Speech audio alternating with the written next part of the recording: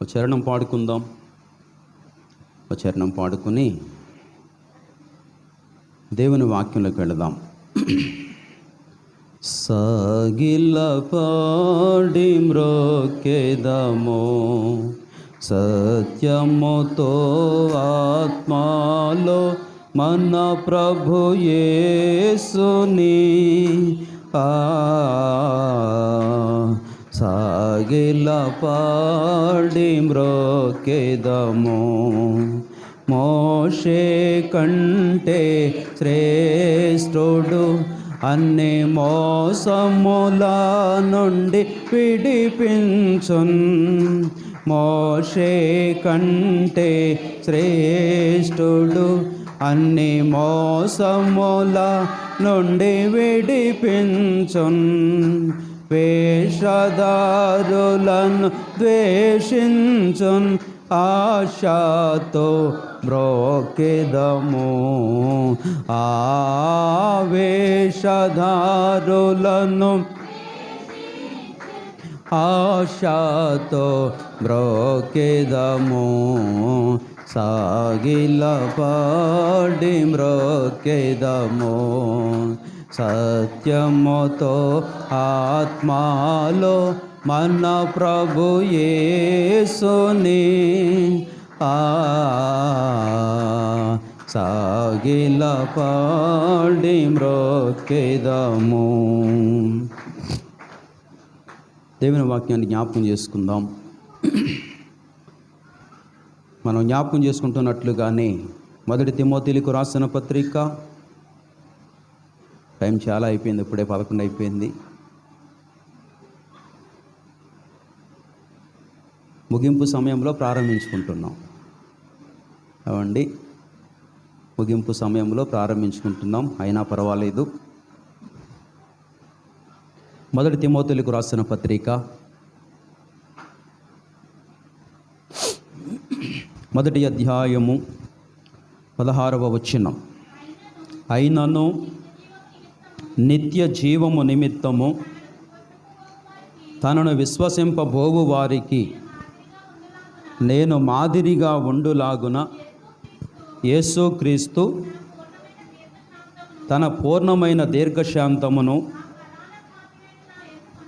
ఆ ప్రధాన పాపినైన నా యందు కనపరుచున్నట్లు నేను కనికరింపబడి తిని. అది మనం అందరం కూడా ఏం చేయబడ్డాము? కనికరింపబడ్డాం. అది దేవుని మహాకృప చేత మనం కనికరింపబడ్డాం. ఆ దేవుని కృపా కనికరాలే మన మీద లేకపోతే మన జీవితాలు ఎప్పుడో మట్టిలో కలిసిపోను, ఇంకా మిగులుండేవారిమి కాదు. ఆ ప్రధాన పాపినైన నా యందు, ఎంత గొప్ప మాట అది! ఎంత హృదయపూర్వకంగా మాట్లాడుతున్నాడు చూడండి. ఎంత ప్రశస్తమైన మాట మాట్లాడుతున్నాడు చూడండి. ఏమంటున్నాడంటే, ఆ ప్రధాన పాపినైన నా యందు కనపరుచున్నట్లు నేను కనికరింపబడి తిని. నేను కనికరింపబడి తిని. అందరి ఆలోచన ఇలా ఉండాలి, నా మట్టుకు నేను కనికరింపబడి తిని, మీ మట్టుకు మీరు కనికరింపబడి తిరి.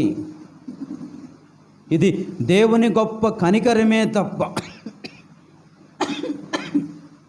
ఇది దేవుని గొప్ప కనికరమే తప్ప మన భక్తో, మన యొక్క శక్తో, లేక మన సత్క్రియలో కాదు. ఇది దేవుని గొప్ప కనికరం. ఏమి చేయడానికి కనికరించాడు? లోకములో అనేకులకు మనం మాదిరిగా ఉండునట్లు కనికరించాడు. చిన్నవారైనా పెద్దవారైనా అందరూ దేవునికి మాదిరి, మనుషులకు, అనేకులకు. యేసు ప్రభు సర్వమానవాళికి మాదిరి. అలాగే మనము సర్వమానవాళికి కాకపోవచ్చు కానీ ఎంతో కొంతమందికి మాదిరి. యేసు ప్రభు లోకరక్షకుడు గనుక, మా బిడ్డలు మాట్లాడనొక్కండి. యేసు ప్రభు లోకరక్షకుడు గనుక, ఒక శ్రేష్టమైన కార్యార్థమై వచ్చాడు గనుక ఆయన లోకమంతటికి మాదిరి. అయితే మనము లోకమంతటికి మాదిరి కాకపోవచ్చు, కానీ ఎంతో కొంతమందికి మాదిరి. అందుకనే ఆ ప్రధాన పాపినైన నాయందు కనికరించి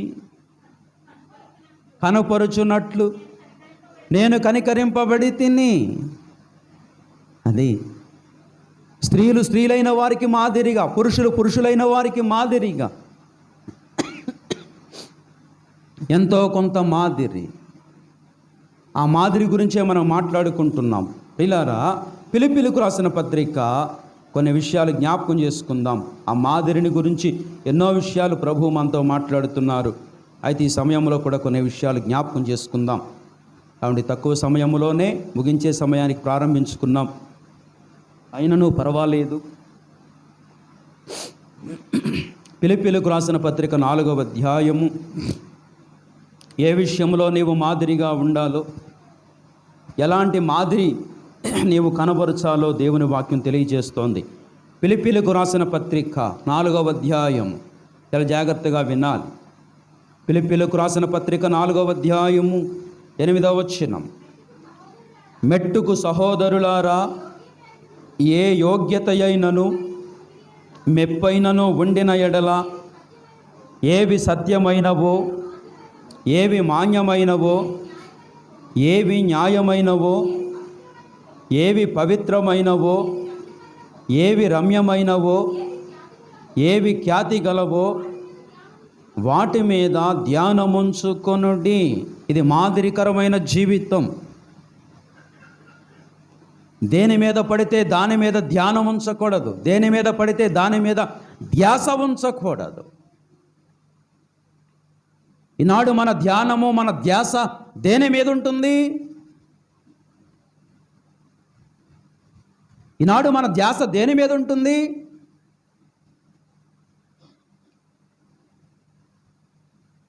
అన్ని విషయాల్లో మాదిరిగా మనం కనబడతాము కదా. మీకు జ్ఞాపకం చేస్తూ వచ్చాను, కొంతమంది మీద వేల కన్నులుంటాయి, కొంతమంది మీద 100 కన్నులుంటాయి, కొంతమంది మీద 10 కన్నులుంటాయి. కానీ వారందరికీ నువ్వు మాదిరివి. ఆ మాదిరికరమైన గొప్ప జీవితం నీవు నేను కలిగి ఉండాలి. అలాంటప్పుడు ఈ లోకములో దేవుని వాక్యం ఏమంటుందంటే, మెట్టుకు సహోదరులారా, ఏ యోగ్యత అయినను మెప్పైనను ఉండిన ఎడల, ఏవి సత్యమైనవో, ఏవి మాన్యమైనవో, ఏవి న్యాయమైనవో, ఏవి పవిత్రమైనవో, ఏవి రమ్యమైనవో, ఏవి ఖ్యాతి గలవో వాటి మీద ధ్యానముంచుకొనుడి. నీ ధ్యానము నీ ధ్యాస, నా ధ్యానము నా ధ్యాస దేని మీద ఉండాలి? అక్కడ కొన్ని మాటలు చెప్పాడు. ఏమని చెప్పాడంటే, అక్కడ ఏవి సత్యమైనవో. నీ ధ్యాస ఎప్పుడు దేని మీద ఉండాలి? సత్యమైన వాటి మీద ఉండాలి. సత్యం, సత్యం అనేది గొప్ప సంగతి. దేవుడు మనల్ని సత్య సంబంధులుగా చేస్తూ వచ్చాడు. నీవు నేను కూడా సత్య సంబంధులుగా ఉండాలి. అందుకే వాక్యం అంటుంది, సత్య సంబంధి అయిన వాడు ప్రతి మాట, సత్య సంబంధి అయిన వాడు దేవుని మాట వినును. మనము సత్యమునకు సహాయకులుగా ఉండాలి, సత్య సంబంధితులుగా ఉండాలి. భక్తి చేస్తున్నామంటే ఏదో ఒక భక్తిలో ప్రార్థన, పాటలు, కానుకలు ఇవే కాదు. నువ్వే సంబంధం అంటే నీవు సత్యమును గూర్చి సాక్ష్యం ఇవ్వడానికి వచ్చావు. యేసు ప్రభువు అని అడిగాడు, తీర్పు తీరుస్తున్న రాజు అడిగాడు, నువ్వు రాజువా అన్నాడు. అవును, నేను రాజునే అని ఒక మాట అంటాడు. సత్యమును గూర్చి సాక్ష్యమిచ్చుటకు పుట్టి తిని. నువ్వెందుకు మరలా తిరిగి పుట్టావు? మనం తిరిగి పుట్టామా లేదా? తిరిగి మరలా జన్మించాం.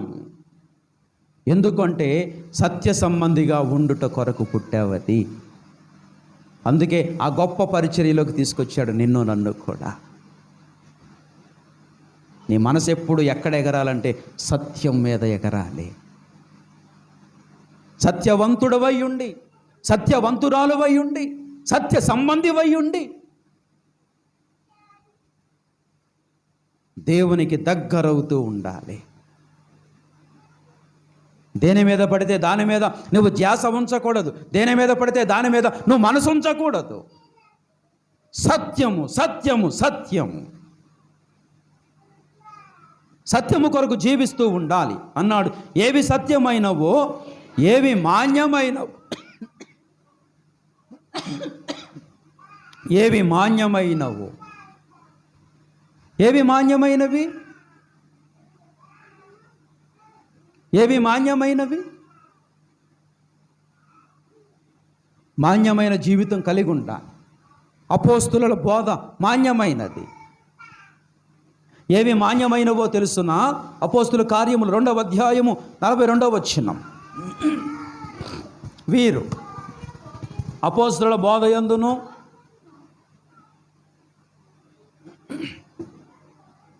సహవాసమందును రొట్టె విరుచుట యందును ప్రార్థన చేయుట యందును ఎడతెగక ఉండేది. ఏవి మాన్యమైనవి? మరి ఈ మాన్యత ఎక్కడుంది మన జీవితంలో? అపోస్తుల బోధ ఉంది, ఓకే. తర్వాత సహవాసం ఉంది, తర్వాత రొట్టె విరుచుట ఉంది, తర్వాత ప్రార్థన చేయుట. ఎక్కడుంది అది? ఎక్కడుంది? ఆ ప్రార్థన ఎప్పుడెప్పుడు చేస్తాం? ఆ ప్రార్థన ఎప్పుడెప్పుడు చేస్తాం? త్వరగా బాబు, ఆ ప్రార్థన ఎప్పుడెప్పుడు చేస్తాం?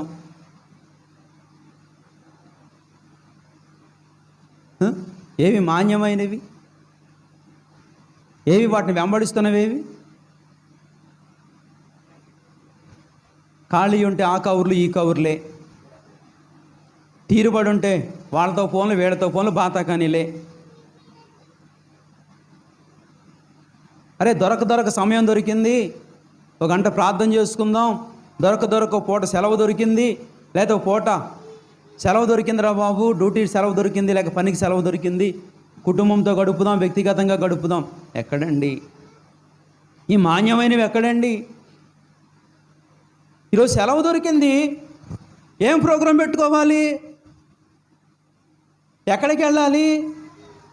ఆ పాలెమా ఈ పాలెమా? ఏదో ఒక పాలెం వెళ్ళు, చివరికి పాతాళానికి పోతాం. అది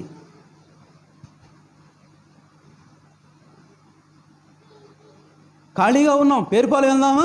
ఖాళీగా ఉన్నాం. ఆ పాలెం వెళ్దామా? ఖాళీగా ఉన్నాం. అరికి వెళ్దామా?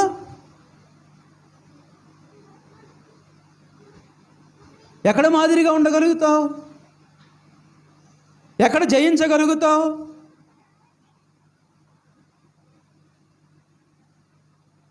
వాళ్ళ దగ్గరికి వెళ్దాం, అక్కడికి వెళ్దాం, ఎక్కడికి వెళ్దాం. ఇదే సోది. ఆత్మబలాన్ని తెచ్చుకుందాం, శక్తి కలిగి ఉందాం, అంతరంగ పురుషుని యందు బలము కలిగి ఉందాం. ఏమీ లేదు. ఒక ఆదివారం మందిరానికి వస్తే సరిపోయిద్దా? ఒక ఆదివారం మందిరానికి వస్తే సరిపోద్దండి?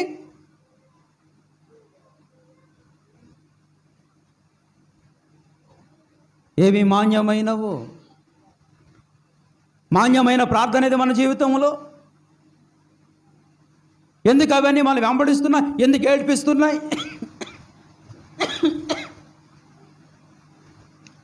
మాన్యమైనవి మన జీవితంలో లేవు. అవి గ్రహింపుతో కూడిన ప్రార్థన, శక్తివంతమైన ప్రార్థన, బలమైన ప్రార్థన లేదది. మాన్యమైన కార్యాలు మనం కలిగి ఉండాలి. మాన్యమైన వాటి మీద మనం దృష్టి ఉంచాలి. ఏమండి, ఒక అరగంట దొరికిందా ప్రార్థనలోకి వెళ్ళాలి, 1 గంట దొరికిందా ప్రార్థనలోకి వెళ్ళాలి, ఓ పూట సేవలు దొరికిందా ప్రార్థనలోకి వెళ్ళాలి. ప్రత్యేకించి సమయాన్ని కేటాయించుకోవాలి. ఏవి మాన్యమైనవో, ఏవి న్యాయమైనవో. చూశారు? ఏవి న్యాయమైనవో. క్రైస్తవుని జీవితంలో న్యాయమే కనపడటం లేదు. క్రైస్తవం జీవితంలో ఏం కనపట్లేదు? న్యాయం లేదు. అంతా న్యాయపు జీవితమే. న్యాయం ఎక్కడా లేదు. క్రైస్తవుడు న్యాయం కనపరచలేకపోతున్నాడు. క్రైస్తవుడే న్యాయంగా లేకపోతే, క్రైస్తవుడే నీతిగా లేకపోతే లోకస్తులు ఎలా ఉంటారు? ఏవి న్యాయమైనవు? అరే ఇది న్యాయమేనా? నేను మాట్లాడే మాట, నేను చేసే పని న్యాయమేనా? నేను వెళ్ళేదారి న్యాయమేనా? ఏవి న్యాయమైనవు? అమ్మా, ఏవి పవిత్రమైనవో? బా, అంత గొప్ప మాట ఇది. ఏవి పవిత్రమైనవో, పవిత్రమైన జీవితం కలిగి ఉండాలి, పవిత్రమైన ఒక అనుభవం కలిగి ఉండాలి. ఏవి పవిత్రమైనవో, ఏవి రమ్యమైనవో. రమ్యమైనవంటే అందమైనవి. తల్లి అవ్వమ్మకి ఏమి రమ్యంగా కనిపించినాయి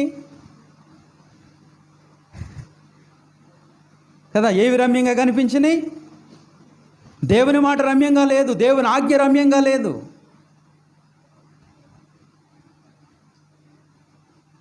అపవాది మాట విన్నాడు, అంతే. తినొద్దని ఏమన్నాడో అవి ఎలా కనిపించినాయి కంటికి? రమ్యంగా, ఇంపుగా. మనకు కూడా అలాగే కనబడతాయి. దేవుడు ఏదైతే వద్దంటాడో అవి మన కన్నులకు ఎలా కనబడుతున్నాయి? రమ్యంగా కనబడుతున్నాయి. దేవుడు అసహించుకునేది మనకు రమ్యము, దేవుడు విసర్జించేది మనకు రమ్యము. ఎలా సాక్షిగా ఉండగలవు? ఎలా మాదిరిగా ఉండగలవు? దేవుడు వ్యతిరేకించే ప్రతీది మనకి ఎలా కనబడుతుంది? రమ్యంగా కనబడుతుంది. ఆనాడు ఆదామవ్వలు ఏదైనా తోటలు అవిధేయులు అయిపోయారు. అయితే ఈనాడు సంఘంలో మనం కూడా ఏమైపోతామంటే అవిధేయులమైపోతున్నాం. అది ఏదో రమ్యంగా కనబడుతున్నాయి. కొంతమందికి అందం కనపడవచ్చు, కొంతమందికి డబ్బు కనపడవచ్చు, కొంతమందికి లోక ఆశలు రమ్యంగా కనపడుతూ ఉంటాయి. వాటిలోంచి బయటకు రాలేరు, వాటి గొచ్చబడుతున్నారు. మాదిరిగా ఉండుట కొరకే ఆ ప్రధాన పాపినైన నీకు నాకు ఆ కృప అనుగ్రహిస్తూ వచ్చాడు. ఏవి రమ్యమైనవో, అబ్బా ఎంత గొప్ప మాట. ధ్యానించే టైం లేదు, ముందుకు వెళ్ళిపోతున్నాం. ఏవి రమ్యమైనవో, ఏవి ఖ్యాతి గలవో. ఖ్యాతి గలవంటే ఘనతకు సంబంధించినవి. ఖ్యాతి, నువ్వు పవిత్రంగా ఉండటం ఖ్యాతి, నువ్వు నీతిగా ఉండటం ఖ్యాతి, నువ్వు భక్తి కలిగి ఉండటం ఖ్యాతి. ఆ ఖ్యాతి కలిగినవి మనిషి చనిపోయినా ఆ గుర్తులు అలా ఉండిపోతాయి. ఖ్యాతి కలిగిన జీవితం. అపోస్తుల కార్యములు దీన్ని ఎలా పెట్టుకుని, అపోస్తుల కార్యములు 9వ అధ్యాయము ఆ ఖ్యాతి కలిగిన మాటలు చూడండి. ఖ్యాతి కలిగిన మాటలు చూడండి. ఏమండి, అపోస్తుల కార్యములు 9వ అధ్యాయము ఏమండి 39 చదవండి. పేతురు లేచి వారితో కూడా వెళ్ళి అక్కడ చేరినప్పుడు వారు మేడగదిలోనికి అతన్ని తీసుకొని వచ్చిరి. విధవరాండ్రందరూ వచ్చి ఏడ్చుచు ద్వారకా తమతో కూడా ఉన్నప్పుడు కుట్టిన అంగీలను వస్త్రములను చూపుచు అతని ఎదుట నిలిచిరి. చూసారా? అతని ఎదుట నిలిచిరి. వీళ్ళు ఏమంటున్నారు? విధవరాండ్రు. తరువాత చూడండి, ఇంకా మనం జ్ఞాపకం చేసుకుంటే 36 కానీ చదవండి. మరియు యొప్పేలో తబితాను ఒక శిష్యురాలు ఉండెను. ఆమెకు భాషాంతరమున దొర్కా అని పేరు. ఆమె సత్క్రియలను ధర్మకార్యములను బహుగా చేసి ఉండెను. ఆ దినముల యందామె కాయలాపడి చనిపోగా వారు శవమును కడిగి మేడగదిలో పరుండబెట్టిరి. చూసారా? మీకు అర్థమవుతుంది ఇక్కడ. ఆమె ఏం చేస్తూ వచ్చిందంట? చనిపోకముందు ఆమె ఏం చేస్తూ వచ్చింది? ఆమె పేరు దొరక్క. ఆమె సత్క్రియలను ధర్మకార్యములను బహుగా చేసి ఉండెను. అలా చేసిన ఆమె ఒకనాడు కాయలా పట్టం అంటే వ్యాధి కలిగి చనిపోయింది. చనిపోతే వాటిని జ్ఞాపకం చేసుకుంటున్నారు విధవరాండ్రు.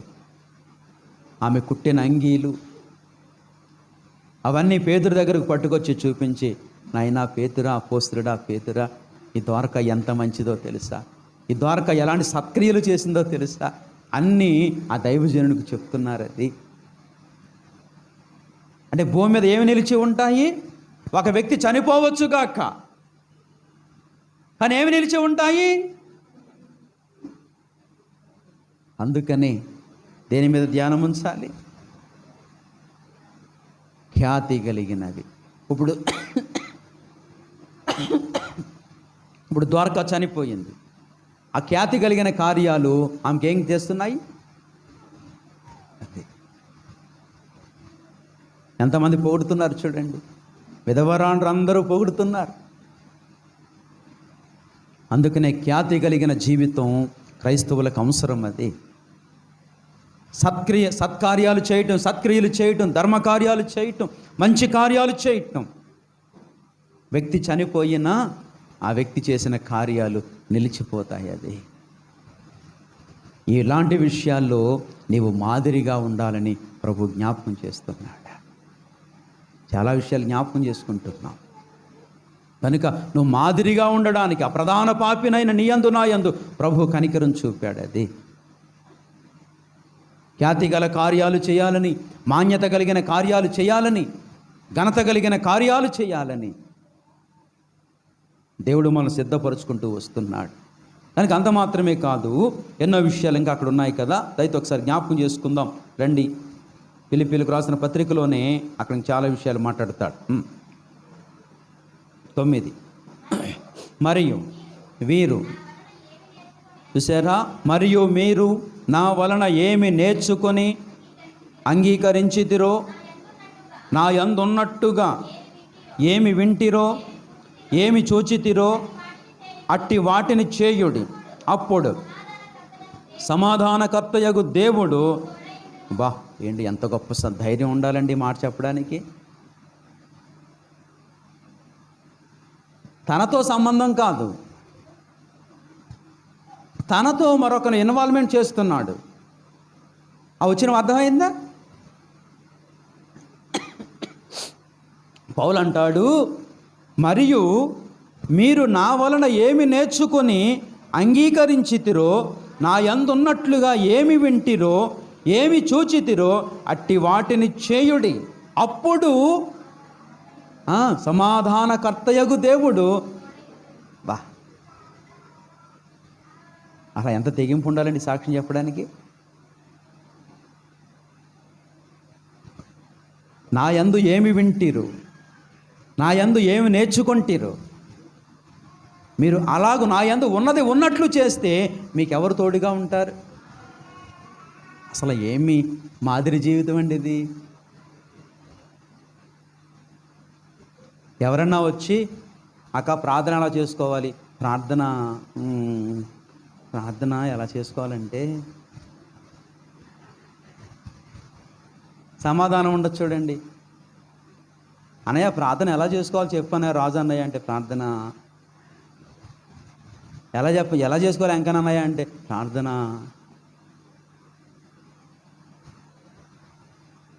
ప్రార్థన ఎలా చేసుకోవాలి సత్యబాబు అన్నయ్య అంటే ప్రార్థన. ఉండు అడుగుదాం, అయ్యగారిని అడుగుదాం ఉండు.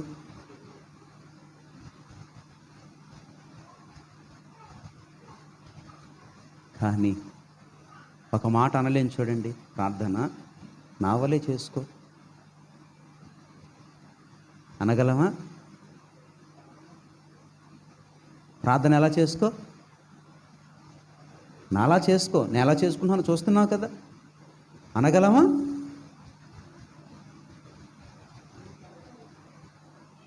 మాదిరి లేని జీవితం. ఎందుకు నీ నోటంట నా నోటంట ఆ మాట ఎందుకు రాదంటే నువ్వు ఆ విధంగా ప్రార్థించలేకపోతున్నావు.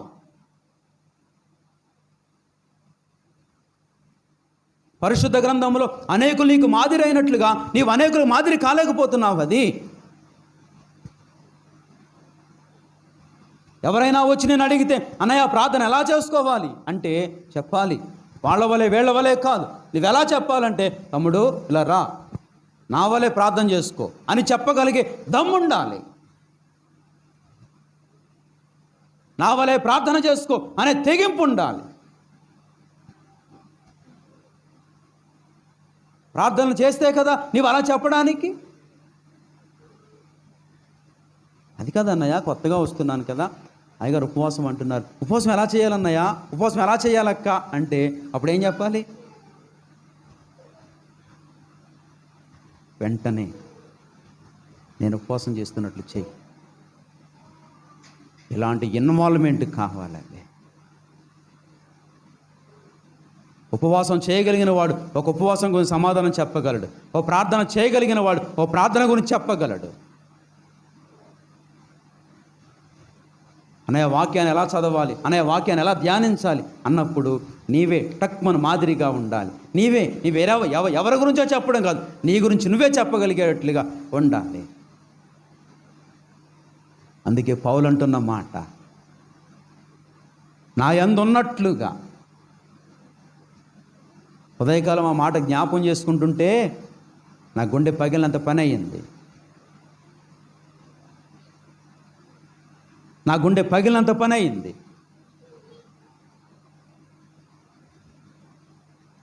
వాక్యం చదవడానికి, ఉపవసించడానికి, ప్రార్థించడానికి వాళ్ళని చూపిస్తాం కానీ మనల్ని మనం ఎందుకు చూపించుకోము?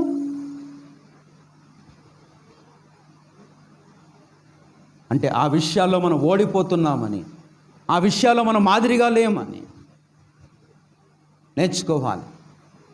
ఎప్పుడు కూడా మన అప్పుడే చాలా సంవత్సరాలు వస్తున్నాయి, చాలా సంవత్సరాల నుంచి నేర్చుకుంటున్నాం, చాలా సంవత్సరాల నుంచి దేవుని మహాకృప చేత వాక్యాన్ని శక్తివంతంగా బోధించడం జరుగుతుంది. ఇంకా నేర్చుకోకపోతే, ఇంకా నేను మాదిరి కాకపోతే ఎలా ప్రియులారా, ఎలాగా? పౌలు అన్నమాట చూసారా, 9వ వచనం, గుండె పగిలిపోతుంది. జాగ్రత్తగా మనసు పెట్టి ఆలోచించండి. మరియు మీరు నా వలన ఏమి నేర్చుకొని, చూసారా, నా వలన విని ఏమి నేర్చుకుంటారో అది. మీ మధ్యన జాగ్రత్తగా ఉండడానికి గల కారణం ఏంటో తెలుసా? నన్ను బట్టి కూడా మీరు ఏదో నేర్చుకుంటున్నారు. దేవుని వాక్యం జ్ఞాపకం చేస్తారు. అదే నేర్చుకునే స్థానములో నేను ఉండాలి, మీరు ఉండాలి. ఇది మాదిరి. నా వలన మీరు ఏమి విని నేర్చుకొని అంగీకరించితిరో నా యందు ఉన్నట్లుగా. నా యందు ఉన్నట్లుగా అంటే, నా యందు ఉన్నట్లుగా అంటే ఒక వ్యక్తిలో ఎన్ని జీవితాలు లేవని? 2 జీవితాలు లేవన్నది. వాస్తవంగా చెప్పండి, మన జీవితాలు ఇప్పుడు ఎన్ని జీవితాలు ఉంటాయి? 2 ఉంటాయి. మీరు జాగ్రత్తగా ఆలోచించండి. అవునా కదా?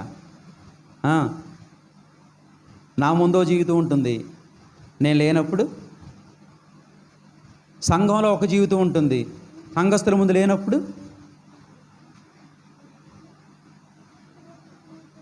ద్వంద్వ వైఖరి.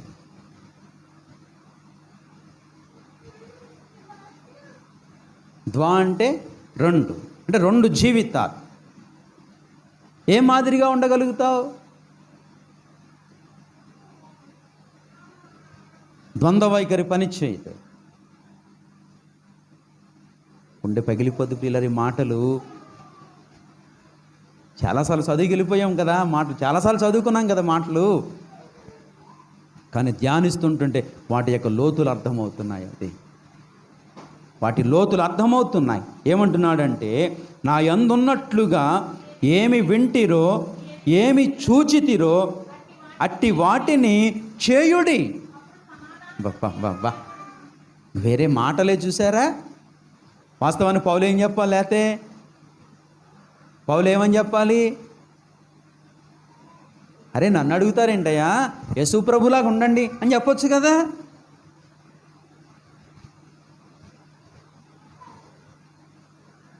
యేసు ప్రభులా ప్రార్థన చేయండి అయ్యా, యేసు ప్రభులా మాట్లాడండి అయ్యా. ఒకప్పుడు చెప్పాడు, కానీ ఇప్పుడు నేరుగా ఏం చెప్తున్నాడంటే, నా వలే ఉండండి, నేను మాట్లాడినట్టు మాట్లాడండి, నేను జీవించినట్లు జీవించండి. అప్పుడు మీకు ఎవరు తోడుగా ఉంటారు? అసలు ఎంత తెగింపు ఉండాలి ఈ మాట చెప్పడానికి. పౌలేమో ఏ సంబంధి వాడు? ఎక్కడ జీవిస్తాడు పౌలు? భూమి మీద. సమాధానకర్తయగు దేవుడు ఎక్కడ వాడు? అంటే ఎక్కడికి లింక్ కలిపాడు చూసారా?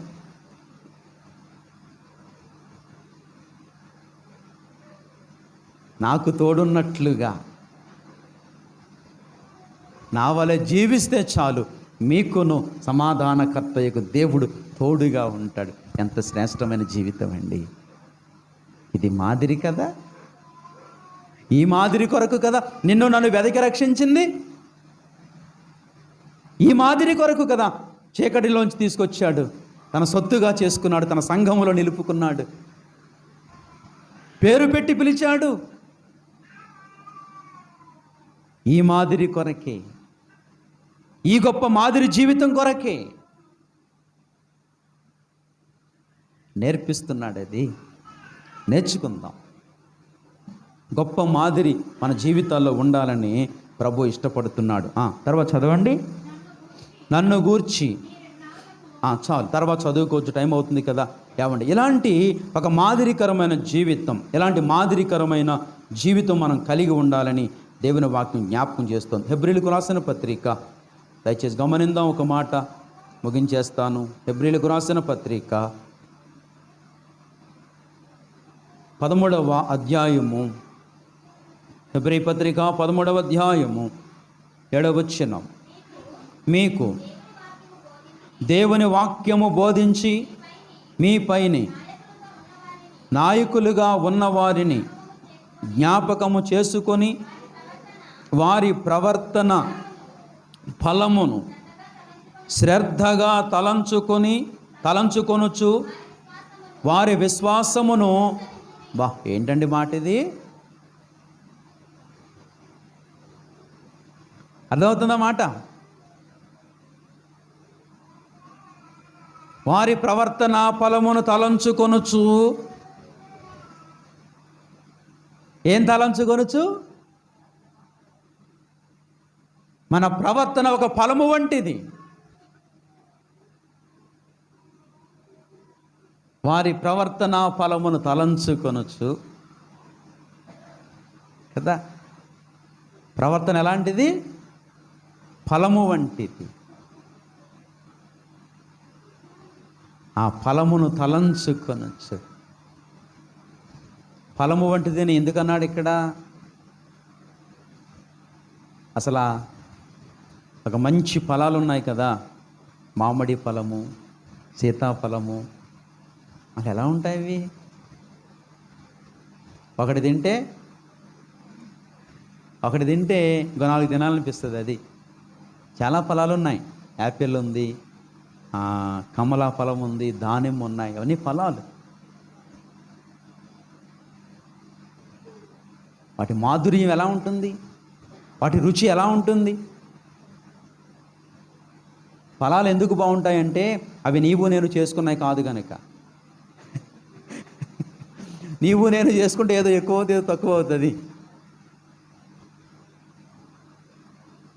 అవి దేవుడే చేశాడు కనుక దేనికి ఏ రుచి ఎంత ఉంచాలో అంత ఉంచుతాడు.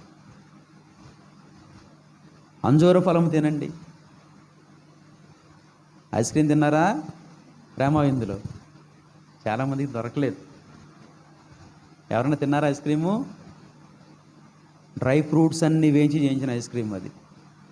పరిశుద్ధులు వస్తున్నారు, చాలా మంచిగా ఏర్పాటు చేయాలని ఎంత తిరిగి ఏర్పాటు చేసాము. అయ్యగారికి నచ్చలేదు, పట్టణ నచ్చదు అయ్యగారికి. అయ్యా సింపుల్గా అది పెడదాం ఇది పెడదామంటే వచ్చేది దేవుని పిల్లలు చాలా ఘనంగా ఉండాలి. అది డ్రై ఫ్రూట్తో చేయించింది. అది ఖర్జూరం, జీడిపప్పు, బాదం, ఆ, ఇంకా అంజూరం, ఖర్జూరం, ఒక 6 రకాల ఫ్రూట్స్ కలిపి చేయించింది. ఏదైనా మన రుచి చుట్టకుండా లేదండి అన్నారు. మీకే కథలు ఎవరికే లేదని చాలామందికి ఆఖరినది 2 సార్లు తెప్పించాం, అయినా పని అవ్వలేదు. ఫ్రూట్లో ఉన్న మాధుర్యం అది. అంటే ఒక వ్యక్తి జీవితం నీకంత మాధుర్యంగా ఉండాలి. ఒక వ్యక్తి నీకు అసహ్యం కాకూడదు. ఒక వ్యక్తి నీకు వెగటు కాకూడదు. ఒక వ్యక్తి నీకు చిరాకు తెప్పించకూడదు. ఆడితో మనకెందుకండి, ఆమెతో మనకెందుకండి, అట్లా కాదు నీవు ఉండవలసింది.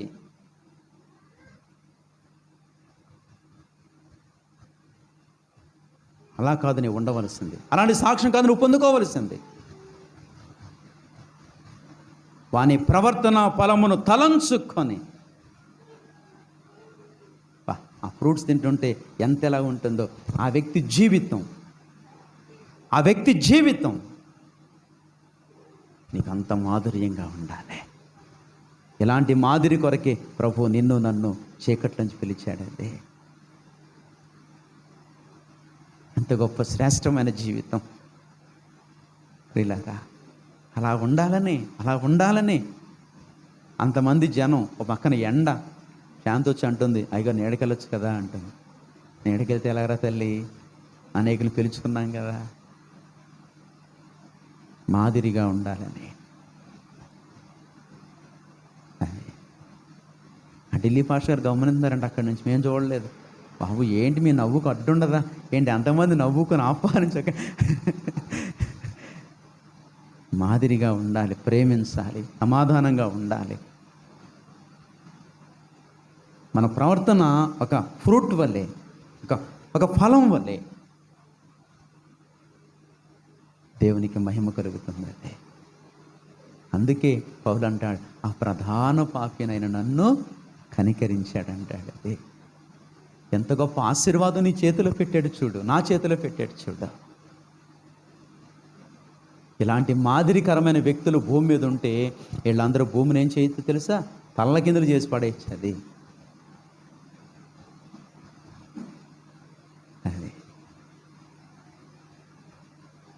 కనుక అలాంటి మాదిరికరమైన వ్యక్తులుగా, అలాంటి మాదిరికరమైన జీవితాలుగా మనం ఉందాం.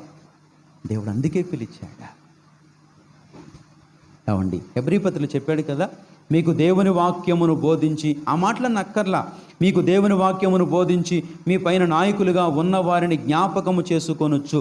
అదంతా అక్కర్లేదు. కానీ కిందకు వచ్చేసరికి వారి ప్రవర్తన ఫలమును శ్రద్ధగా తలంచుకొనొచ్చు. వారి విశ్వాసమును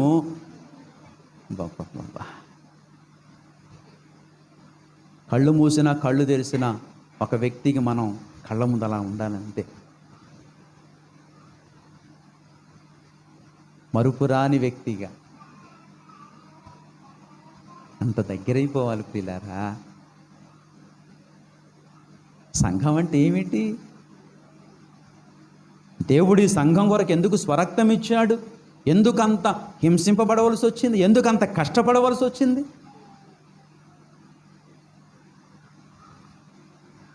కనుక మన జీవితాలు ఎలాంటి కృప కలిగి ఉండాలని ప్రభు ఆశపడుతున్నాడు. ఏమీ తెలియని వారం ప్రియులారా, ఏమీ తెలియని వారిని, జ్ఞానము లేని వారిని, ఇలాంటి మన బ్రతుకుల్లో, ఇలాంటి మన జీవితాల్లో ఎలాంటి ఉన్నతమైన దర్శనం కలిగి ఉన్నాడో చూడండి దేవుడు. ఎలాంటి మాదిరి కలిగి ఉండాలని ప్రభు ఇష్టపడుతున్నాడో చూడండి. కనుక ఆ స్థితిలోకి, ఆ అంతస్తులోకి, ఆ స్థానములోకి నీవు నేను రావాలని మన ప్రియ ప్రభు ఇష్టపడుతున్నాడు. అందుకే తన దాసుని బలపరిచి మాట్లాడుతున్నాడు. అది కనుక ఈ విషయంలో మనం జ్ఞానం కలిగి ఉందాం. మనమే ఒక మాదిరి. ఎవరైనా అడిగితే చెప్పండి. ఎవరినో చూపించొద్దు. ఏ స్థితికి నువ్వు కట్టుకోవాలంటే నా వలే ప్రార్థన చేయమ్మా, నా వలే ఉపవసించమ్మా. నా మాట చెప్పాలంటే మనం ఏమై ఉండాలి? అది మనకు అలాంటి అనుభవాల్లోనికి దేవుడు సంఘాన్ని తెచ్చునుగాక. పరీక్షించుకుందాం. అయితే మోకరించండి, ముగించేస్తున్నాను. అయితే మోకరించండి, పరీక్షించుకుందాం.